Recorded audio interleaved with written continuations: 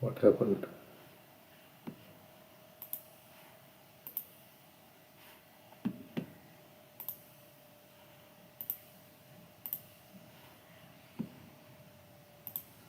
For some reason, the call dropped, or somebody ended the call. You have to call again. Yeah, I think those who were on will join, those who wanted to join. So,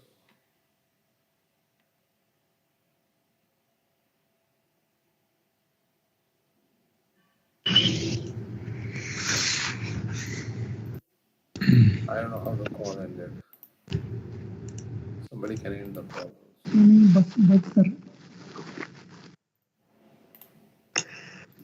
Okay. I think everybody is joining back.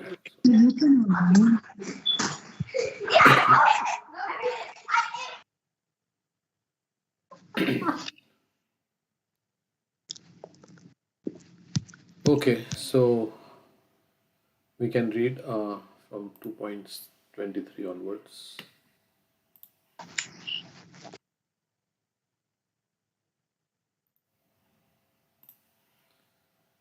This is all about the soul, the characteristics of the soul. Krishna is described before soul is eternal, soul can't be destroyed, it has not come into being now. More emphasis. Nainam chindanti shastrani, nainam dahati pavaka, na chainam kledayanti apo, na soshyati maruta. The soul can never be cut to pieces by any weapon. Not sharing your screen. Okay, sorry. Yeah, I didn't share the screen. Sorry. Thanks. The soul can never be cut to pieces by any weapon, nor burned by fire, nor moistened by water, nor withered by the wind. Okay, so why do you think he's saying all these things? Wind, fire. We discussed this before. Because Arjuna has all these weapons. Wind weapon, fire weapon. Yeah, Arjuna has all these weapons which can actually. He can chant mantras and he can, he can invoke a fire weapon, he can invoke a water weapon. So that is why he's saying that with all your weapons, you cannot destroy the soul. All kinds of weapons, swords, flame weapons, rain weapons, tornado weapons, etc., are unable to kill the spirit soul. It appears that there are many kinds of weapons made of earth, water, air, ether, etc., in addition to the modern weapons of fire. Even the nuclear weapons of modern age are classified as fire weapons. But formerly, there were other weapons made of all different types of material elements. Fire weapons were counteracted by water weapons, which are now unknown to modern science. We see in Mahabharata, right? One side shoots one weapon, and then it's counteracted by another weapon in the B.R. Chopra's Mahabharata. Yeah. In any case, the soul can never be cut into pieces or otherwise.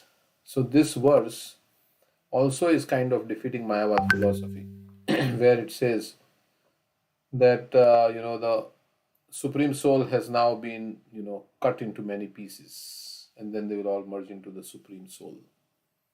So the Mayavadi cannot explain how the individual soul came into existence simply by ignorance and consequently become covered by the illusory energy.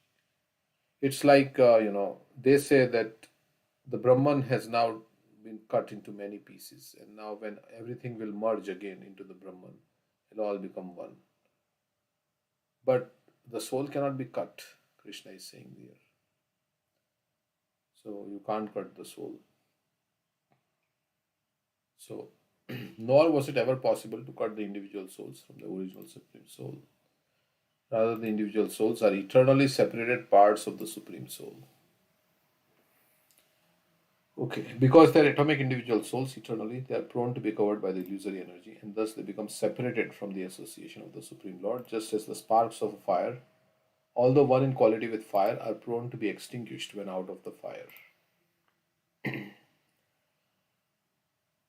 In the Varaha Puran, the living entities are described as part and parcels of the Supreme. So, part and parcel, this is the term. Part means there is oneness, and parcel means there is separate individuality. So, we are one with, but we are also individually separate. They are eternally so, according to Bhagavad Gita also. So, even after being liberated from illusion, the living entity remains a separate identity, as is evident from the teachings of Lord to Arjuna. So, our individuality is never destroyed. Arjuna became liberated by the knowledge received from Krishna, but he never became one with Krishna. So, anybody has any comments on this? So, our individuality always remains. Sometimes we want to extinguish our individuality. Why? Because we are too much in distress and fed up. We just want to annihilate our existence. As in case of suicide, right? People want to annihilate their existence because living life has become very unbearable pain and anxiety and whatever, depression. So you just feel like this life should end. But the soul is never destroyed, the body is destroyed. So we can never annihilate ourselves. Of course, when we leave this body, we forget. We want to forget sometimes. The miseries are so much that we think that if I commit suicide, I'll forget. I will. It's a very painful situation. So we have to distribute Prabhupada's books. Like there are many who were on the verge of committing suicide, but they got Prabhupada's book and they changed their mind. There are many stories like that.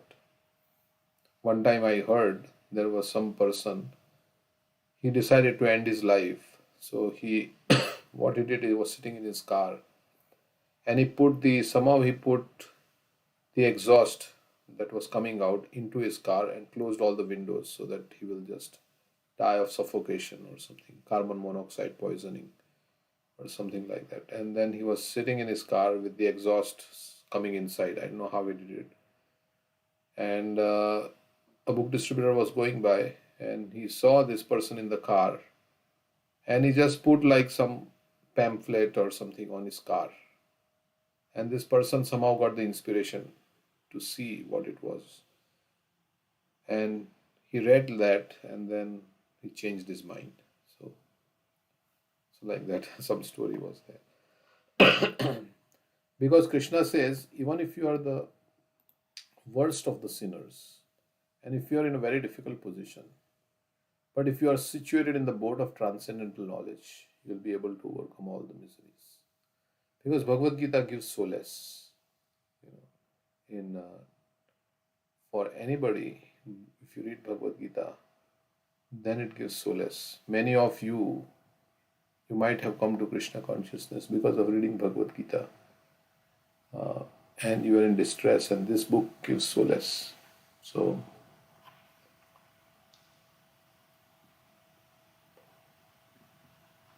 Krishna is giving so many assurances. So we always remain individual. And this verse and the other verse, Natvevaham jatu nasam, natvam nime janadipa, nachaivam na bhavishyama. And then the other verse, which is the other verse for defeating Mayavadi philosophy, that Natvevaham jatu nasam means never was there a time, Krishna is saying, when I did not exist, when you did not exist in all the kings. This verse, Nainam Chindanti Shastrani, and there is one more verse. Mama Vamshu Jivaloke. Mamevamshu Jivaloke. Jiva Bhuta Sanatana. Manashastani Indriyani Prakriti Karshati. Where Krishna says, you are my Ansha, Sanatana. The two words are significant, that we are always part of the Lord eternally. So we never become one. Prabhuji, what is the meaning of part and parcel? Part means you are connected, like a leaf is part of the tree. And parcel means you have like your individuality. The leaf has its individuality. So it is like you're part of something means you're connected, but at the same time you are separate. It's like the philosophy of Achintya Bheda Bhed. You are one with the Supreme, but you're also different. Leaf is part of the tree, but leaf is also separate from the tree. That's the parcel part, as I understand. Somebody has any understanding?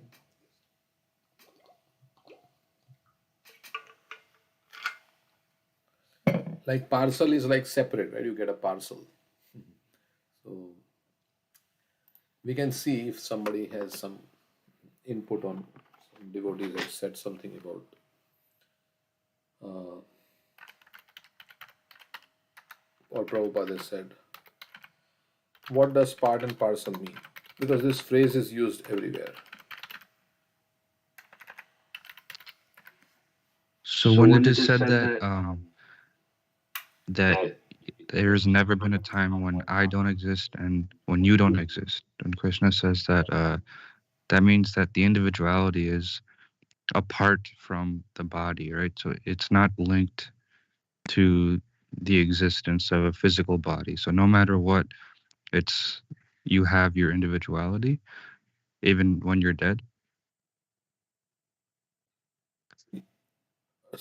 We have our individuality, yes, always. So I'm like, I guess after you die, what is the how are you still an individual, right? Because you don't have a body and you maybe not even a mind. So what makes you individual? Well, in so if you don't go back to the spiritual world, then you get the soul, the subtle body takes the soul to the next body. So the soul has its own mind also, which is covered by the material mind. So there is a mind with the soul, and then there is a covering, just like we have, what is the example given there? You have your hand and your two hands you have. So your shirt also has two hands, right? I mean, your full sleeve shirt has two hands. So that is the external covering. And then there is the internal hand inside the sleeve.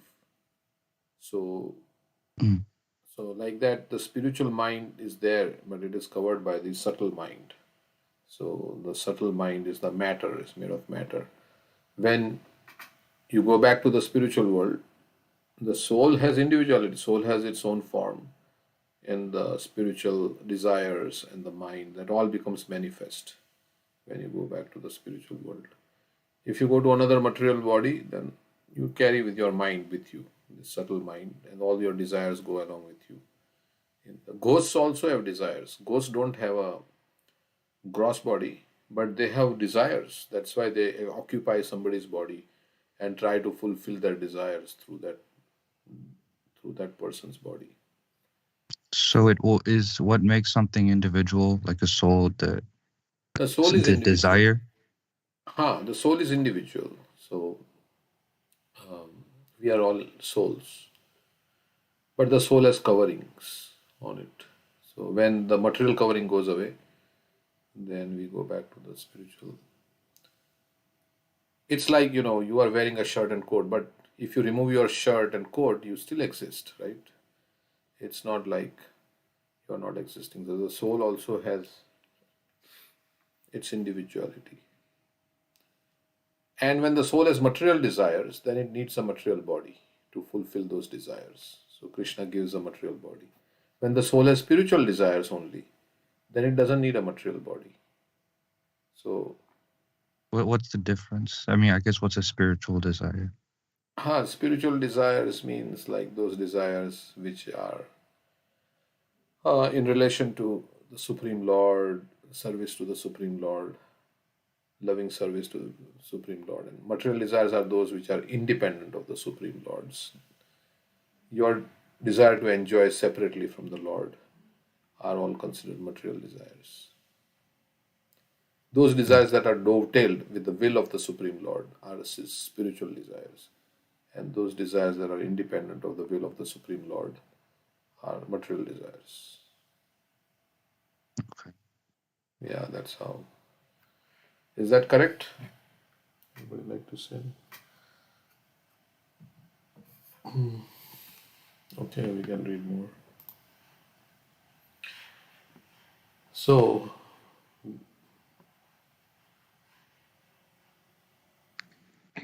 And all the suffering, as you were discussing about people trying to commit suicide, is because they think that they are the body, right? They're in a particular circumstance, they didn't get what they desired, like that. So, as long as we think that we are this body, we'll be suffering. yeah, and also the mind also sometimes body is also giving, like you may have disease and like you may want to end your life, right? Because it's so painful. And there is also the problem with the mind also. Generally also, yeah, but we are not this mind also. But the mind takes over and you know so correct? Is that correct? When you Yeah, yeah, so Matavanti Brahman. Yeah, the the consciousness, the mind's consciousness is that nothing, nothing belongs to me. I'm just a servant of Krishna. I'm just passing through in this body. And my ultimate destination is to serve Krishna, to go back home, back to Godhead. Then he will not suffer. He will understand that all this thing is temporary. yeah. Be able to tolerate. Yeah, when it is detached, the mind is detached from many. We generally, yeah, we get frustrated when life, so many things happen in life, and but that all frustration is actually meant to bring us to Krishna. So many rich people also have committed suicide, right? So they are feeling very sad, and because they don't have this knowledge and the association of devotees and the love and affection of the devotees, and that's why people feel also very lonely and sad, and then they can end their life. Whatever, so many. Sometimes people, their business fails, and they have a lot of responsibility. They have many children to feed, and in India it happens like that. I've heard some cases like that where Even actors, Prabhuji, film stars. uh, cinema actors also. Yeah, like Prem Lastro was saying, right? His friend invested his money in, I don't know, Bitcoin or something. He lost so much. And he decided to commit suicide and he called Prem Lastro. Uh, yeah, he was saying that what had happened. Oh, Prabhu said, you wait, hold on, don't do anything, I'm coming. So, of course, he gave him Bhagavad Gita knowledge. Mhm. Yeah,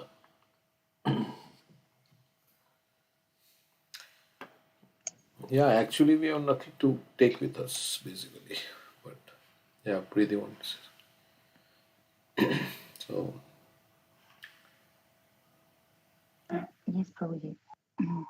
I was saying that it's a little different. As you said that this verse is ruled out the Mayavad philosophy.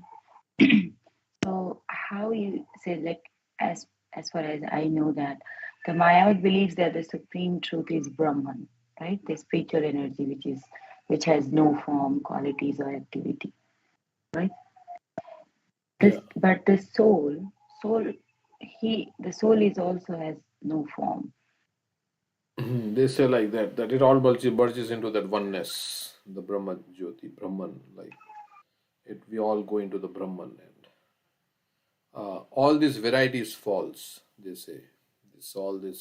I mean, they are talking about the Supreme Lord. The Supreme Lord has, we think like that there's a Brahman, Paramatma, and Bhagwan feature, right? But here it's talking about soul. So the soul and super soul is two different uh, thing, right? The super soul is a part and parcel of super soul. Yeah, they say it's So all one. It's all one. I am God, basically. So that's they say that Brahman is manifesting, and we will all merge into the Brahman, something like that. That. I am that Brahman, Aham Brahmasmi, or Soham, they say, Soham, I am that. So, which is correct because I am also spiritual, but there is no, it's Advaitavad.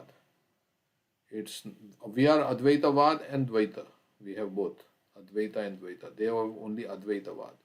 So they say there is no difference between I'm in illusion and when I get out of illusion, I'll realize I'm God and I'm that Brahman. Brahma Satya Jagat Mithya. So they think that all this variety is false. All these desires and everything is simply Maya.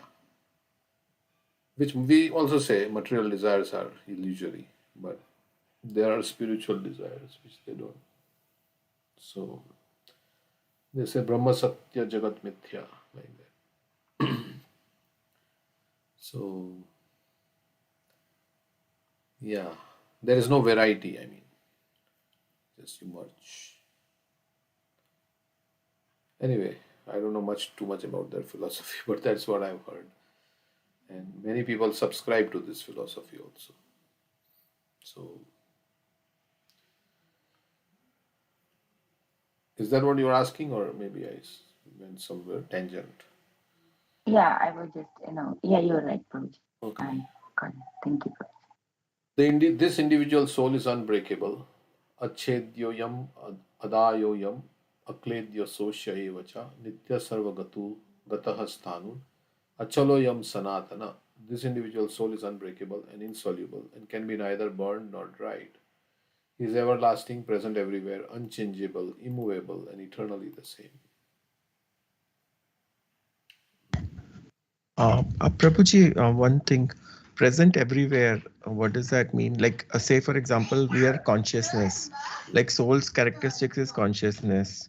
So, consciousness, I have a hand, I'm conscious of the hand, and there is some problem in the hand, which is inferior prakriti. Um, so that my hand gets damaged, and I'm no longer conscious of that hand. So, is consciousness dependent on matter or matter dependent on consciousness? No, no. Consciousness is separate from matter. Hand is conscious because the soul's consciousness is flowing through the hand. That's why it's like a dead wire, but current is flowing in the dead wire. So there is like you feel the so consciousness. We read previously, Prabhupada said the soul is in the heart, and the consciousness is flowing through the soul into different parts of the body. Anesthesia means you block the consciousness from flowing into that. That's why when you do surgery, you block How anesthesia. can matter block consciousness?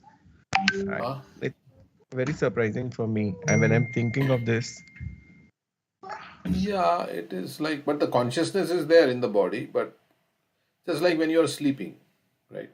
The consciousness is withdrawn from the body. You don't know what's going on the body. You're not conscious of the body also. You are sleeping soundly. So your consciousness can be withdrawn either when you sleep, or your consciousness can change if you take some drugs. You take some LSD and see how your consciousness will change. You will feel hallucination, you'll feel like very high.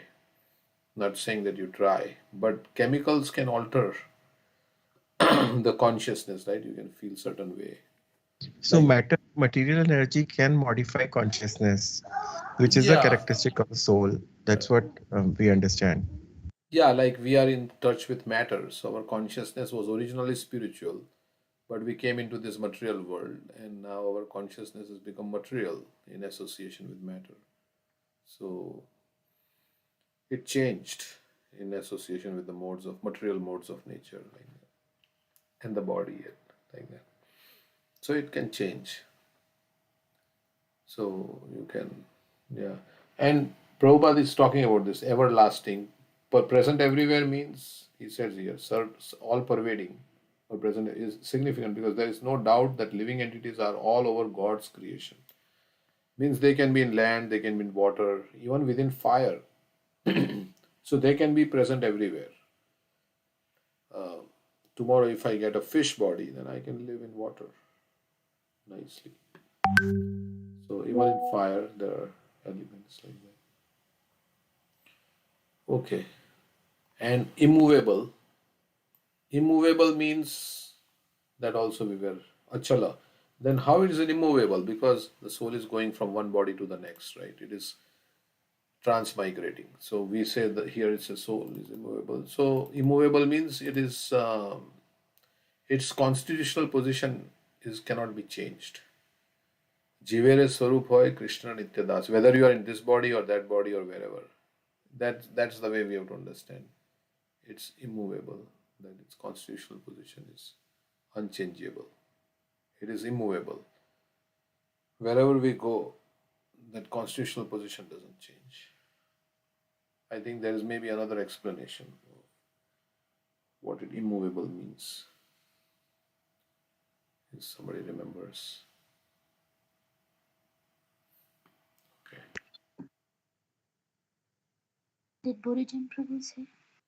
I think yeah, probably was Chaitanya Charan Prabhu was saying.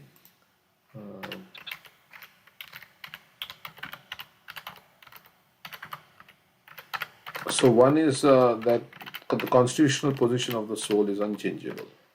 You can't. Yeah, here is his share.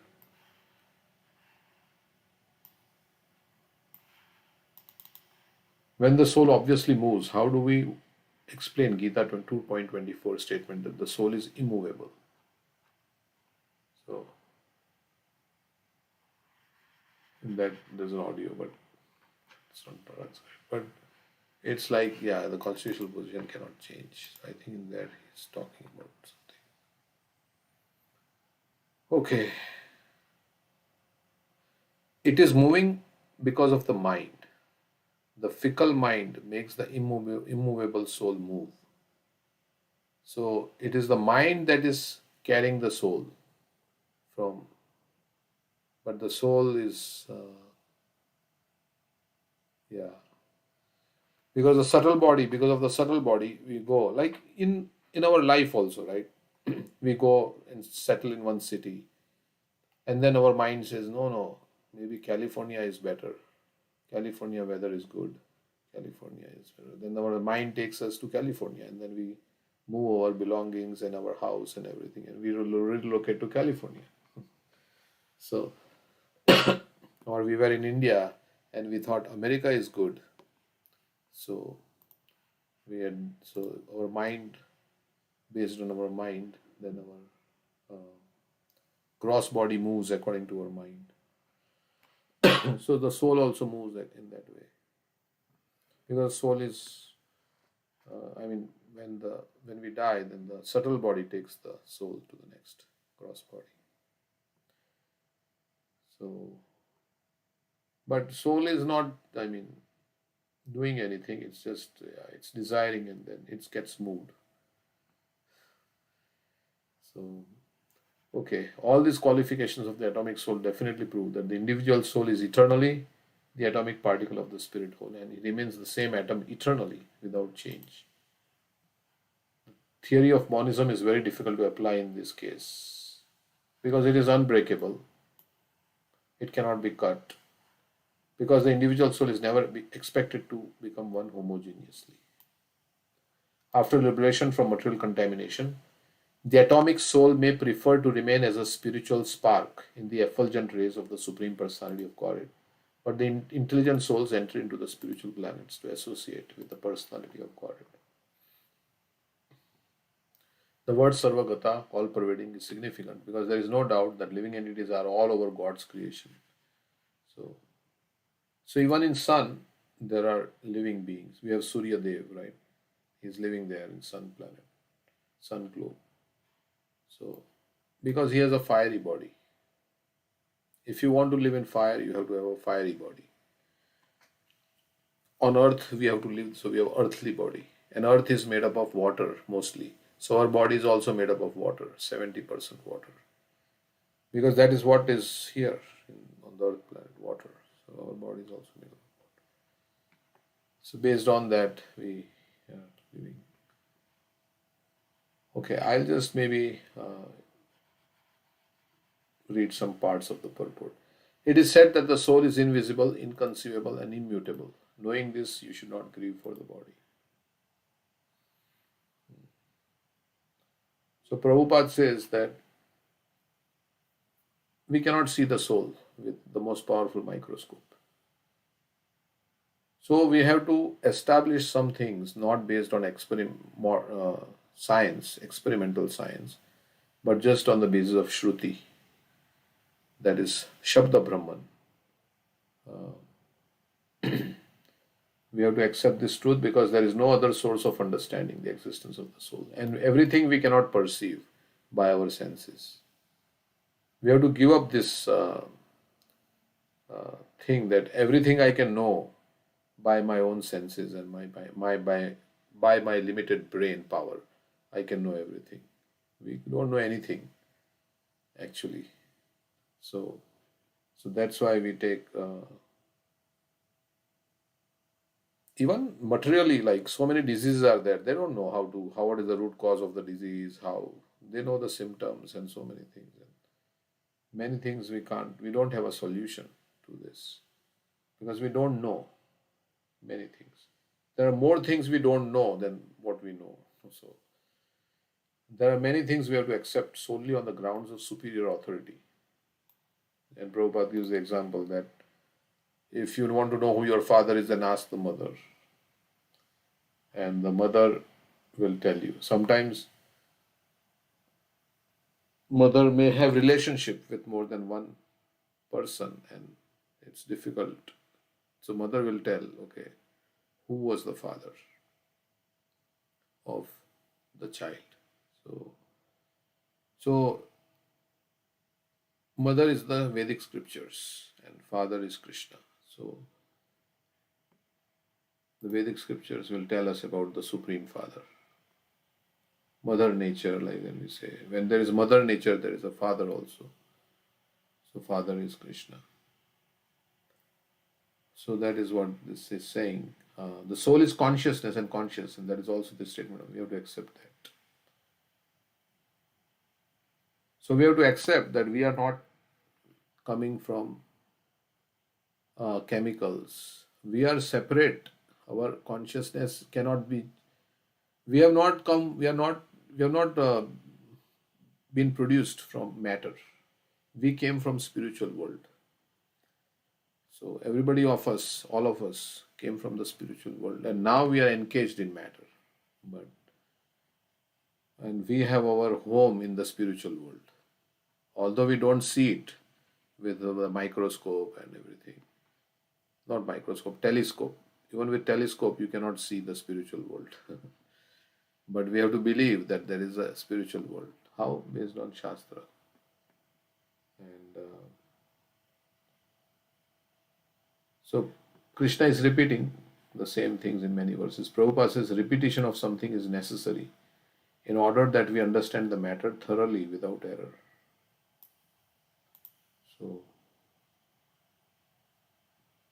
So Krishna is repeating in different ways to remove all doubts about the soul's eternality.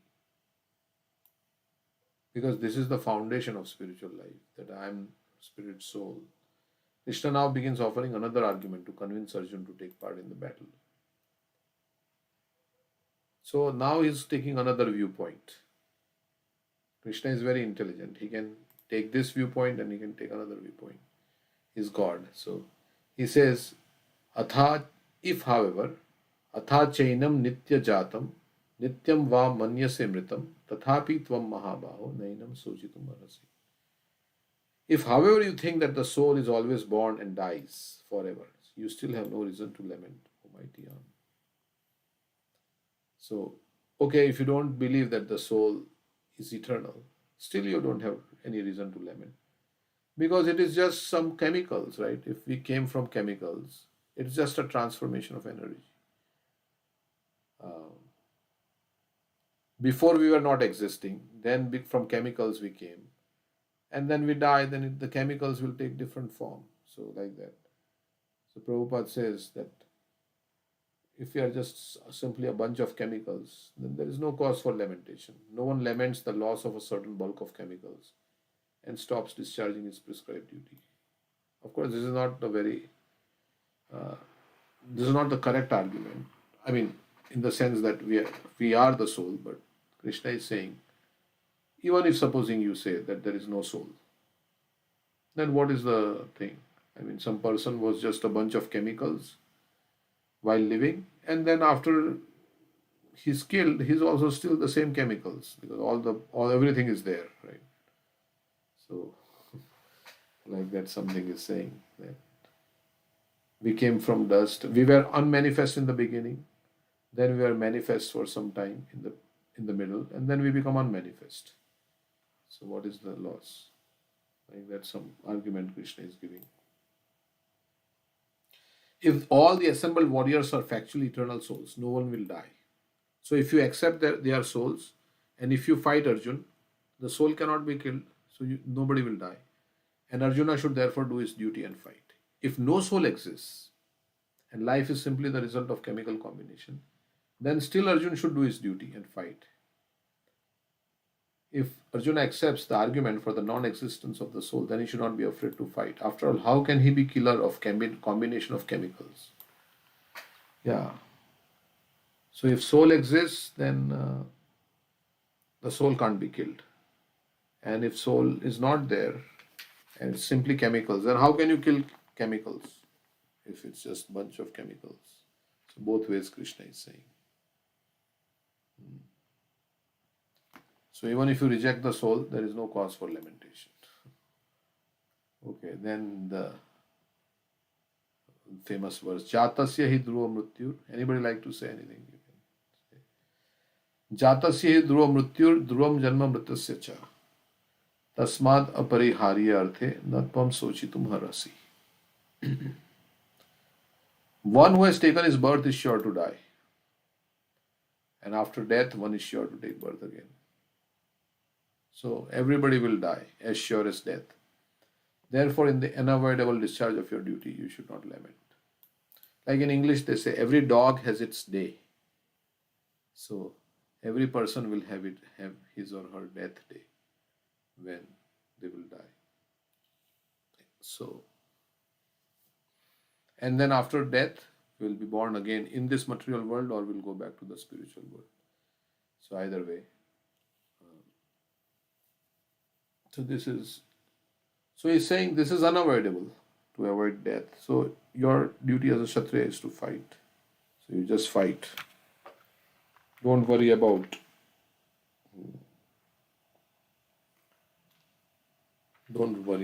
anything else. Kauravas will die anyway, even if Arjuna doesn't kill them, because death is inevitable. So Kauravas are going to die anyway. So it's not like we say, oh, you are going to die anyway, let me shoot you. Not like that. But because he has his duty as a Kshatriya to uphold Dharma. So Arjuna is wrong if he thinks he will stop the Kauravas' death by not fighting. When the eternal soul contacts a temporary material body, birth takes place. When the eternal soul loses contact with that body, death results. This point is again explained in the next verse. So how many bodies we have taken up before this? In how many bodies we were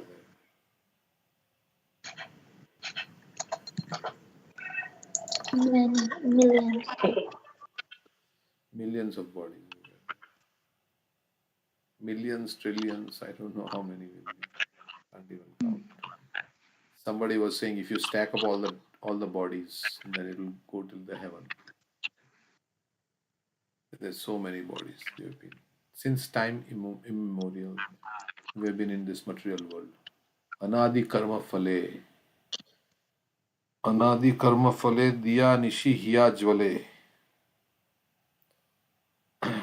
So we have been around in this material world from very anadi, since time immemorial. Okay, so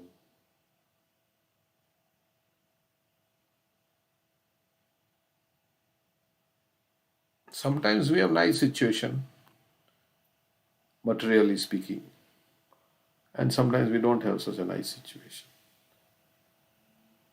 And ultimately no situation is nice because it will end. You can't keep it nice forever. So like that, it's the bitter truth of life. But Maya is so powerful that we forget our eternals. We become so absorbed in this temporary small life that we forget the bigger picture of what it is. Like in English, they say not to see the forest for the trees.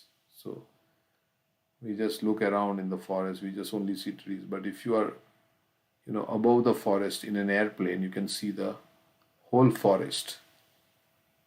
But when you are in the thick of the forest, so when your consciousness rises above the modes of material nature, then you can perceive, yes, this is what exactly is going on. But when our consciousness is entangled in the modes of material nature, then we cannot see the complete picture. So, like Prabhupada can see, he is pure devotee, so he can see the whole picture for everybody and like that, for himself. And we see others based on how we see ourselves also. If I think I'm the body, then I will think others are also their bodies. Because we see through the filter of our own consciousness.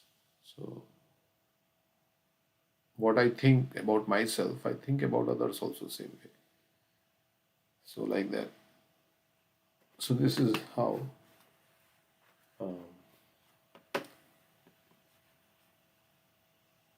this is Atma Gyan. Atma Gyan, knowledge about the self, produces a kind of knowledge that makes us wonder about our activities and our desires and the purpose of life. So all created beings are unmanifest in their beginning, manifest in their interim state, and unmanifested again when annihilated. So what need is there for lamentation? So Krishna is saying, before they were not existing. If you think that we came into existence at a certain time, then we stay for some time and then we'll die. So what is the point of lamenting like that? Okay. Any comments anybody has on this? This is very fundamental. Yeah. Well, like Chanakya Pandit says, if you give up eternal for the temporary, ultimately you lose both. So yeah, if you're not working towards spiritual realization, then it's all waste. We're losing the temporary. We're also losing the opportunity. Like you were saying that sometimes we have good opportunity. Like we have been born in a nice family, healthy body, have enough to eat. Then we should know that it's a great blessing to be in, because 99% of the population don't have that.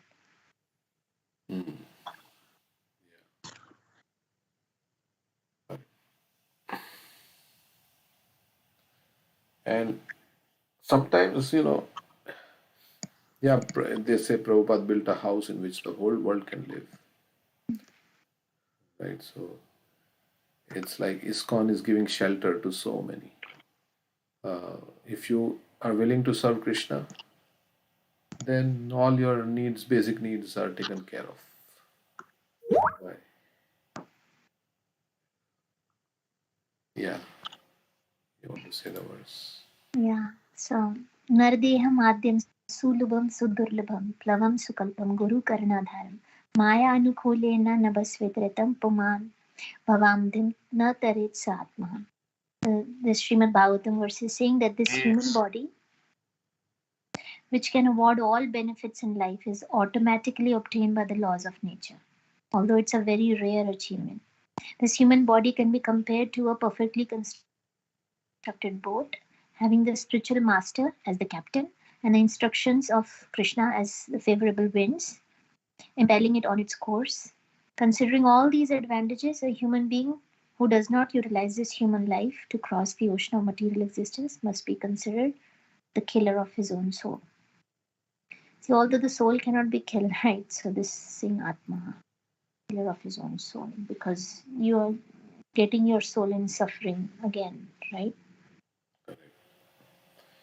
Yeah, you lost the, like you're losing. Like in the other words also, Trividam Narakasedyam, Narakasyedam, Dvaram Nashanam Atmana. There also he says Nashanam. Nashanam, the soul. Soul can't be destroyed, but when he indulges, he gets affected by lust, anger, and greed, which are three gates to hell. Then, so like that also, and because of that also, he loses his spiritual, inclination. Correct. Correct. And we have attained this body automatically, right, through evolution, through the 8.4 million different species, right? Correct. Or some devotee was merciful and he gave us a prasad, and as an animal we ate that, right? Or somebody chanted Hare Krishna, like the story that you told. The animal dies and takes a higher birth. Correct. Somehow we came to this human form of life, or through evolution, right? So many lives we have come to this form. So, yeah, somebody gave us prasadam. Karna dharam. Karna means ear, right? Karna is ear. And dharam means one who holds the ear. So maybe the spiritual master holds the ear and corrects the disciple. That's why it's called Guru Karna Dharam. But here it says as the captain of the boat.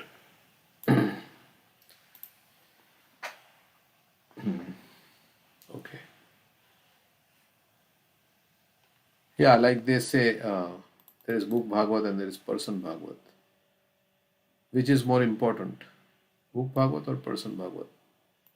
They say both are important. Oh, okay, so person Bhagavad, because book Bhagavad cannot hold your ears. Okay. Yeah. Both are important, and person Bhagavad can twist your ear. Means, we know when teacher will, like twist the ear, of course. The guru is supposed to do that and twist the ear. Yeah, Well, but between Vapu and Vani, we do say that's Vani, that's known.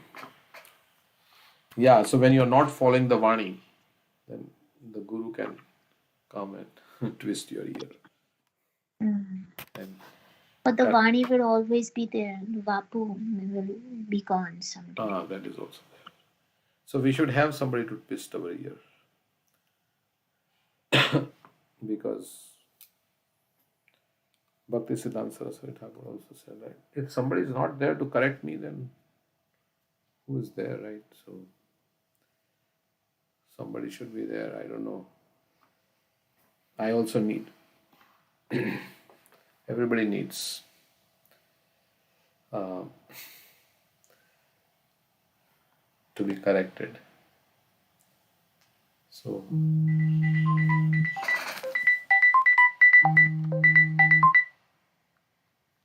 Okay. So we should have some devotees in our life like that, where we can, have that correction. Okay.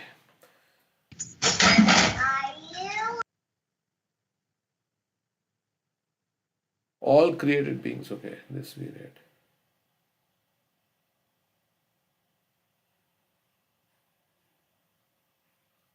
Prabhuji, with the material body, the spiritual master who has, like we say, Jnaninas Tattva Darshana, like they know the Tattva and they are free from the bondage in the material world itself. Correct. So for them, death has no meaning, right? Yeah, it is just like Dhiras Tatra na Muhi. I mean, no meaning in the sense that they are leaving the body. So, but they're going back to spiritual world because they are pure devotees.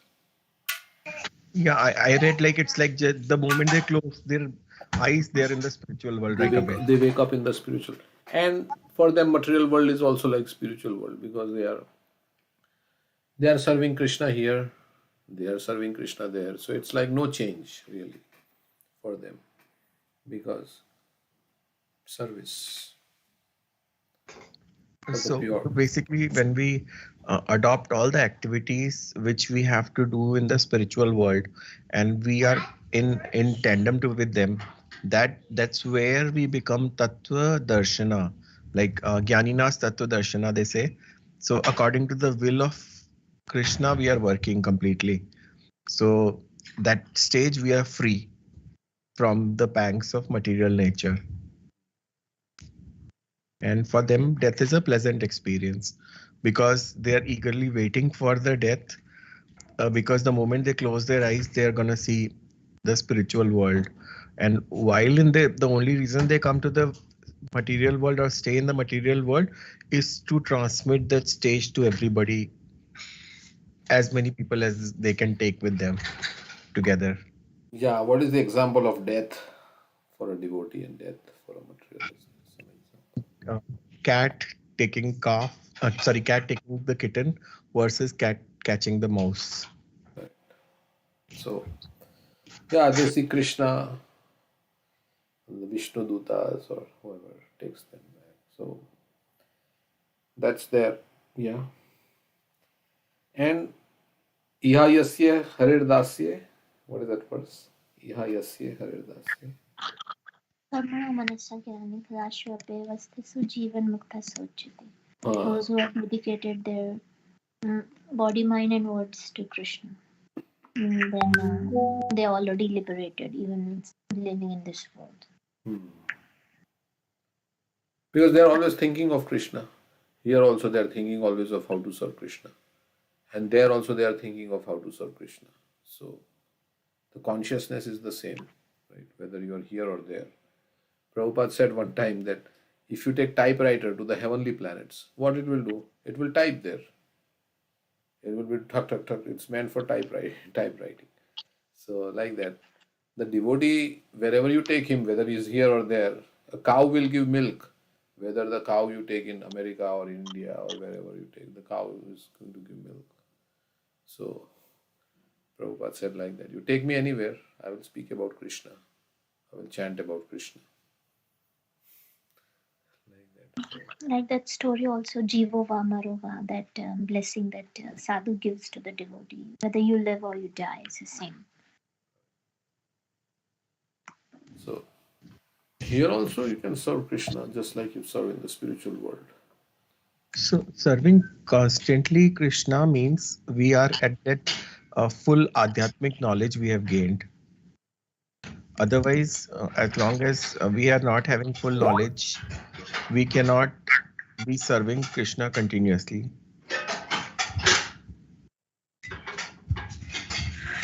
Yeah, means you're fully surrendered to Krishna. Yes. Okay, like this verse. You want to read the verse? Yeah. Narayana Parasavina Kutaschina Bibbiti Swarga Apavarga Narkeshwa Pitulyartha Darshina. Devotees who are solidly engaged in the devotional service of the Supreme Personality of Godhead, Narayan, they never fear any condition of life. For them, the heavenly planets, liberation, and the hellish planets are all the same. For such a devotee are interested only in the service of the Lord. So Prabhupada also says, you can send me to hell. I don't mind as long as you remind me to chant Hare Krishna. Right? Yes. There's a letter like that. Please don't put me into forgetfulness. You are situated in my heart as the super soul. So please don't put me into forgetfulness. Always remind me to chant Hare Krishna. So, because he becomes indifferent to the material situation, the pure devotee. So his consciousness is absorbed, like Shukdev Goswami, right? He didn't even know he has a body. He's completely absorbed in spiritual. So he was traveling naked. He was not caring about any public opinion, what others are going to say. He didn't need any validation for what he was doing. He was completely on the transcendent. So, Same as Parikshit Maharaj, who forgot to even eat, sleep, and drink while he was hearing Bhagavatam, means he came out of the bodily concept of life. so for them, man apman, sukh dukh on the material platform doesn't make much difference because they are very. But that is very like Paramahamsas, those who are very exalted, very.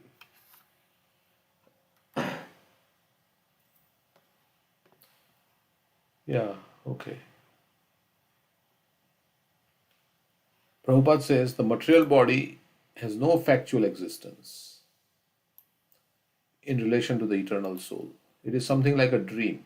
In dream, we may think of flying in the sky or sitting on a chariot as a king, but when we wake up, we can see that we are neither in the sky nor seated on the chariot.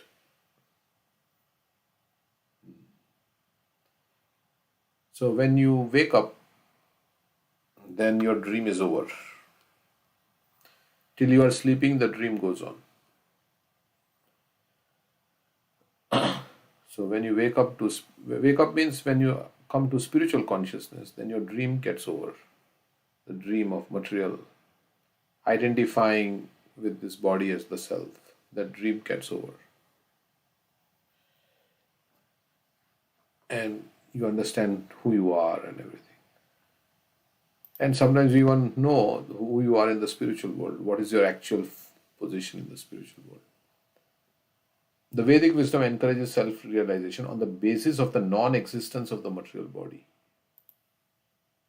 So, body is like a dream because it is there and not there. Like dream is like that.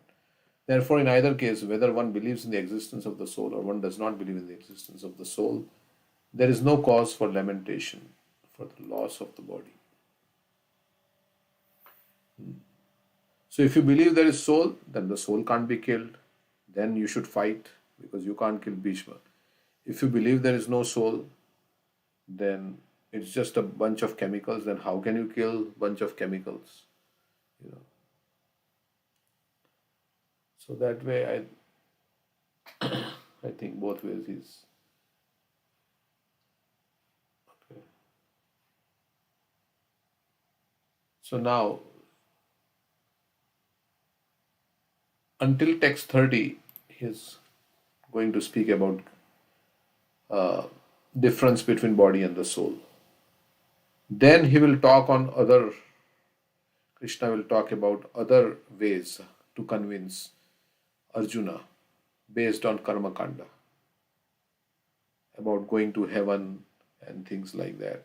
That if you fight in this battle and you die in this battle in a righteous fight, then you'll go to heaven. And if you win this war, then you will enjoy a righteous kingdom. So like that, based on honor and dishonor, he's going to say, oh, if you run away, then you'll be dishonored.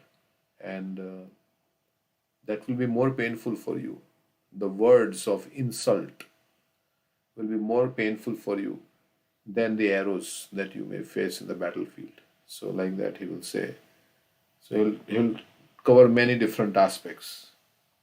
I think Krishna is. So now this is Ashcharya verse, and we'll. Ashcharyavat pashyati kashyidenam, Ashcharyavat vadati tathaiva chanya, Ashcharyavat chainam anya shrinoti, Shutvapyaenam vedana chaiva kasyit. Some look on the soul as amazing. Some describe him as amazing. Some hear of him as amazing. While others, even after hearing about him, cannot understand him at all. Okay. So soul is amazing because this atomic soul is in the body of a big elephant, in the body of a banyan tree, and also in a small amoeba microbe, which only occupy very less space. This is certainly amazing that the same soul is there Men with a poor fund of knowledge and men who are not austere cannot understand the wonders of the individual atomic spark of spirit. Even though it is explained by the greatest authority of knowledge who imparted lessons even to Brahma, the first living being in the universe. Owing to a gross material conception of things, most men in this age cannot imagine how such a small particle can become so great, both so great and so small. Some men look at the soul proper as wonderful either by constitution or description. Illusioned by the material energy, people are so engrossed in subject matters for sense gratification that they have very little time to understand the question of self understanding, even though it is a fact that without this self understanding, all activities result in ultimate defeat in the struggle for existence. So there is no time. Prabhupada says this modern day disease is that we have no time because we are so busy in material activities that we don't have time. Perhaps they have no idea that one must think of the soul and thus make a solution to material miseries. Like sometimes, I mean, it's not like we are criticizing anybody, but sometimes you go to give a book and some people are so, they don't even have time to like stop by and listen to what we have to say because something or other else. And this is the modern world like this, that it keeps us busy, so much busy that we can't have time to hear about absolute truth and hear from devotees and just become like thoughtful and sober because there's so much. Mind is always like, like a monkey jumping from one thing to another, and so many stressful situations and so many things. So we forget Krishna. So, and now so many things are also there, right, to distract us. So many. Disney World is there. So many. Previously, there was nothing like all this technological, they have made all these wonderful things. So you go to here, you go there, and then this, and there was no, you just live in your village, simple life, and there is nothing much for entertainment. There is no movie. The movies are coming now. Netflix is there. You can, or even on the internet, you can see the movie right from your home. Previously, there was theaters. You have to go to the theater, buy a ticket, some effort you have to make it. But now it's so convenient, everything, that we can get distracted by so many. Now so many chats are there, Facebook and Google and Yahoo chat and so many, and WhatsApp chat, and so many messages are coming and so many things to always keep us busy. And we also have material ambitions that I will make so much money and this I will do and that. So amidst all this, there is no time because the time is running out. It's like, that they show that clock. Earlier they had used to have that. What would they call the sandbar or something? That the sand is like from the top it goes down into through a narrow passage into the. So similarly, you can think that the time is like reducing every day, little by little. It's slipping away from our hand, and so we should. But then Prabhupada says, Krishna never advises anything impractical. We can do all our services in relation to Krishna. So there is nothing material in one sense for a devotee. If you think of Krishna and you do your duties and you do it for Krishna, then it's not material, it is spiritual. So your job, your household and everything is spiritual if you see in relation to Krishna service. So that is also there. So, okay, so Prabhuji, the soul, I have one question. See, soul is present and super soul is also present. And the measurement of super soul is given as the thumb, size of the thumb for every living entity. So, like in the heart, super soul is also present of the size of thumb. What does that mean? Is it like, and since super soul does not have a material body, so we cannot see him with material eye. Is that correct statement, or I'm thinking in the wrong direction? Yeah, we can't even see the soul. We can't see with our Super soul, Prabhuji, not soul. soul and super soul both are of the same nature. They are both spiritual in nature, and with material vision, you can't see anything spiritual. The soul is spiritual, super soul is also spiritual. The nature is same, so you can't see. But that's why the yogis they meditate. They bring their consciousness inward, they purify. Dhyana avastita tad katena manasa pashyanti yam yogino. It is described in that verse. Om Brahma Varunendra Rudra Marutha Stunvanti Divya Istavai Vede Sango Padakramopanishade Gayanti Yam Samaga Dhyana Vastita Tadgatena Manasa Pashyanti Yam Yogino. So they are in dhyan to see that Paramatma in the heart.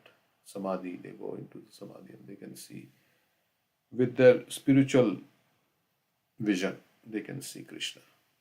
Premanjana Churita Bhakti Vilochanena Santa Sadeva Hrideshu Vilokayanti. Only when you have love for the Supreme Lord can you see Him. Otherwise, you can't see. Um, So, so Prabhuji, why is measurement given? I was reading a purport in which when they say super soul like soul is like 1/10,000 size of the tip of your hair, that means it is not measurable materially.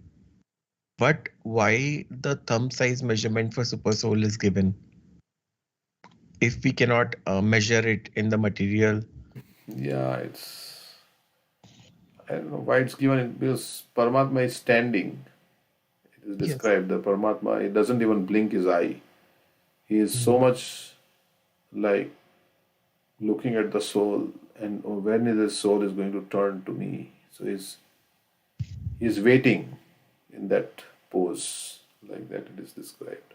Oh, when the soul is going to look at me, he is eagerly waiting, like pratiksha kar rahe hai, भगवान हमारे लिए. So just like you wait for a bus. So I remember when I was waiting for bus, then you constantly look in that direction. Is the bus coming? Is the bus coming? You are standing at the bus stop. Is the bus coming? Is the bus coming? So like that, Krishna is also in the form of Paramatma. He's Vishnu. Vishnu is looking at the jiva. Oh, this jiva, when he will look at me? He's waiting. So that's how it's described. But I don't know why it's like thumb size and not like that's I don't know what is that. Yogis, maybe what one only one aspect I could understand is when yogi has when they start their practice, they just see material things, right? They are starting their practice. So when they have to focus on the super soul without having a spiritual vision, they cannot focus on anything. If they have to focus on the Paramatma in the heart, so when their focus is on the heart, so just to give an indication, you start from here, they give the location. Otherwise, all the spiritual things, material senses cannot grasp. Only one way I can think of. I don't know any other way. So they can focus on their heart. That's why it's When mentioned. when start their meditation, so that they know a location. If there is, so if they say soul is located on the heart, say for example, and this is the size. Say for example, they say, and material example is given, so they can, they can focus their consciousness towards Paramatma located in the heart in this particular region. So that they can, when senses are purified, they see eye to eye Paramatma.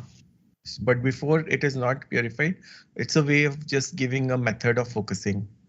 Like Krishna says, Sarvasya Chaham Ridhi Sannivishta. He says that I am situated in the heart. Yes, thumb size is the measurement is given because of that's what I understood. I don't know, am I correct or wrong? So that uh, even a soul that they say it doesn't have any material, soul is pure spiritual things. We cannot with this vision see spiritual things. with the contaminated vision. So there is no way we can, look at the soul or measure the soul. If some scientist is trying, they'll never be able to measure it. But the perception is giving that it exists like this, so that we get some idea. I mean, Yeah. I understand that, but you can correct me if that kind of Yeah, that understanding. is from yogi perspective, but from bhakta perspective, we see the Lord in the deity form, right? And that same form we can see in the heart also. That is outside. That is also located in our heart. When you are purified through devotional service, you will see the same form of Radha Natbar or whichever deities in the heart, because Krishna will reveal himself in the heart. When you hear about him, he will manifest himself. So yeah, our in bhakti yoga, of course, we also say that yogi, we have to think of the Lord in the heart. Yogi is the best yogi who one sees the Lord in the heart. But that remembrance of the Lord will come, by remembrance means in the mind or in the heart, whatever you say, but it will come. Krishna will manifest. He can manifest anywhere. Actually, he's everywhere. I mean, he's in every atom. Andantarastha parmanu chayantarastham. In every atom, every place, Krishna is present. So, but yeah, some maybe for yogis some guideline is given. That's why. That's. But like if you if you close your eyes, then whatever you are attached to, you can visualize that in your mind's eye, right? You can remember that thing. So as you become attached to the Lord, then you remember the Lord within you. You close the eyes and you can remember the Lord also. We try to see the Lord in the sound vibration, right, Guruji? Hare Krishna mantra. We But try from the to see. Naam, the Roop will also manifest. The Roop is contained in the Naam. So when Yes. your chanting becomes perfect, then the Roop also is manifested. Then Guna, then Leela, the Leela of the Lord will also come from the Naam. Because everything Krishna is there in everything. So like that. The whole spiritual world will manifest in your heart. Like that. Everything will come. So that's how you understand. Anyway, so uh, like you love your child. So if you close your eyes, you can think of your child and everything about your child. Just giving an example, because you have affection for your child. So if you have affection for the Lord, then you can see him. The easiest process for understanding the subject matter of self, however, is to accept the statements of Bhagavad Gita spoken by the greatest authority, Lord Krishna, without being deviated by other theories. But it also requires a great deal of penance and sacrifice, either in this life or in the previous one, before one is able to accept Krishna as the Supreme Personality of Godhead. Krishna can, however, be known as such by the causeless mercy of the pure devotee and by no other way. So this verse will end with this. Some say so Ashcharya, Baldev Vidyabhushan says, Ashcharya can refer to the person or it can refer to the soul. So some people who are amazing, they look upon the soul. So those who are amazing, the amazing can describe either the soul or the person. Some person who are amazing, they look upon the soul. Some persons who are amazing, they describe him. I think that's how it says. And yeah, some people who are amazing look upon the soul. Some people look amazingly at the soul. So that is what Prabhupada has taken the translation, but it can also mean this. Some people describe the soul as amazing. So, okay, so we can stop here. So this actually we can end with this verse, because this is the end of the whole section about the body and the soul. So many verses, starting with 2 point. Where does it start? 13. 2.13. I think before that also not vivaham jatunasam. That's kind of the soul's eternality. 2.13, but actually, yeah, 2.13 starts. Till 2.30, Krishna is talking about the soul. So about 17, 18 verses is talking just about the body and the soul. Okay. And they say that the first thing when you die is you realize you didn't die. Because you're conscious that I'm the soul. You feel, right? You didn't die. O descendant of Bharat, he who dwells in the body can never be slain. Therefore, you need not grieve for any living being.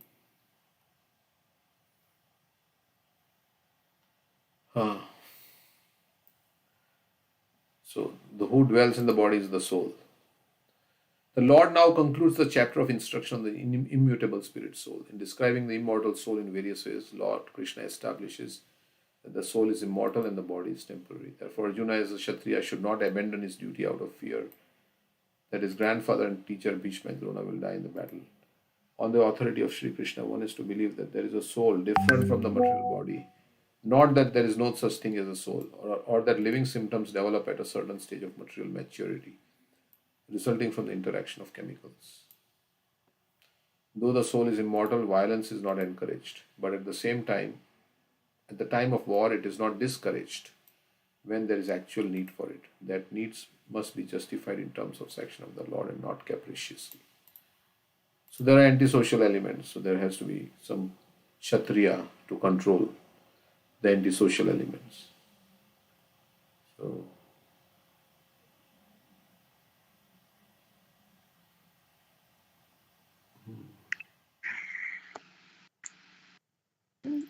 We grieve when someone dies, right? yeah, Devotees also, because we lose their association. correct. That's the greatest distress, right? Ramananda Rai says. Yeah, the distress that we are bereft of their Vapu association. So yeah, that's a distress. But that's the nature how it is. I mean, Krishna already said that for one who is born, death is certain. Then they say Vaishnavas never die, right? Because they live in the sound. By living in the sound, they try to spread the holy name around. Vaishnavas die to live, something like that. So Prabhupada says, I will live in my books forever. So that's there, but yeah, that personal association. And we will also pass away. We are lamenting for somebody, but how long we will live after they pass away? In the Kali Yuga, our life is also very short. So somebody passed away, and then we say, oh, he passed away. Then another 15, 20 years, 20, 30 years will also pass away. So that's a very short time. Right? That is also there. But yeah, lamentation. Jyanilo Prema Dhana Karuna Prachu. That whole song is based on that lamentation. We also celebrate their disappearance day because the Vaishnavas, they are going to a better destination. If not going to the spiritual world, their next life is better than this. Yeah, celebration. So it's such a mystical thing, this whole life, that one dies, then it's gone, like forever. No communication. Of course, Prabhupada said my spiritual master used to come in my dreams and used to tell me, you should take sannyas. And then Prabhupada was thinking, oh, but how can I take sannyas? I have my family, and I was horrified. But the spiritual master was coming repeatedly in his dream. So on the subtle platform also, there can be communication. And Even Akshay Krishna Prabhu was telling, right? His grandfather came in the dream of his grandmother telling him about the investment that he had made but never told anyone. So that was very how the soul is so attached to money. still thinking of the previous family members. That's why they do all this antim sanskar, so that the soul maybe hears about Krishna and gets goes away to the next. I don't know if that's the reason. Yeah, maybe the soul is hovering around that place, and or if the soul has gone somewhere, then those things will reach the soul somehow. So can the soul also hear Bhagavad Gita being like if it's hovering around that place? Yeah, like there is this story of Bhagavatam, right? Yeah. Who was in the form of this ghost. Ghost or something. Yeah, then he was getting liberated. Mm-hmm. So, Dundubhi, what is that story? Story.